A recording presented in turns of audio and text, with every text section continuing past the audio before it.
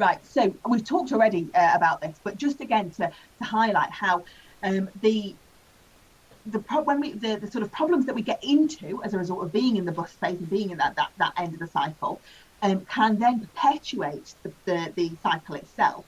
Things like overthinking and being unable to switch off means that if you're not getting that sleep that you need, then you're not getting, as I said, sleep does so much, and so you're less efficient, you can't concentrate as well, you don't perform as well, and that's what the research shows, that mental and physical performance is affected if we don't get enough sleep.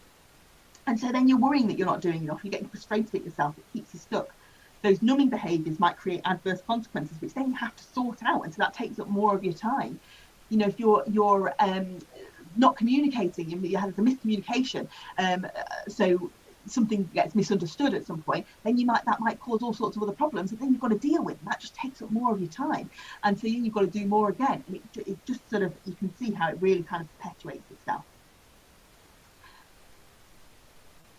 So that's where this kind of comes into it being the causes of it, and looking at the causes, and then looking at the consequences of it.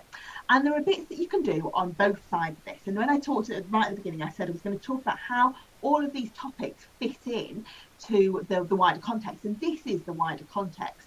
So guilt-free is designed to look at some elements from the sort of the latter half of it, so the right-hand side of the page, and the bust side of it, if you like, the consequences of it. And so we'll pick out elements where you can make small bits of difference, like sleep, like your energy levels, like being able to switch off, like the self-doubt. But then it will also help to identify and look at the behaviours that might lead to that, and the feelings behind those behaviours as well, like the imposter syndrome, the setting yourself high expectations. So it's going to pull out different topics, and this is why I said that the topics can be really wide and varied, but actually it fits into this whole bigger picture.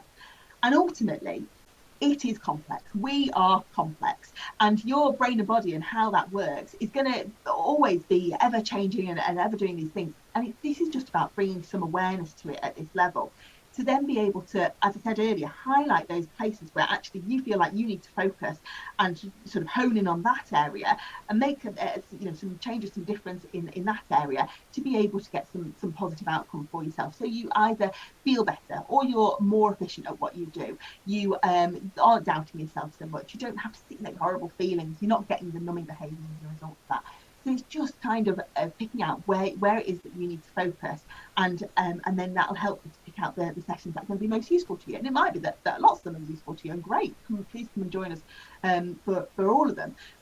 But equally, it helps you to then pick out sort of, if again, to use your time most effectively, so that you can pick out the ones that are really going to be most beneficial for you.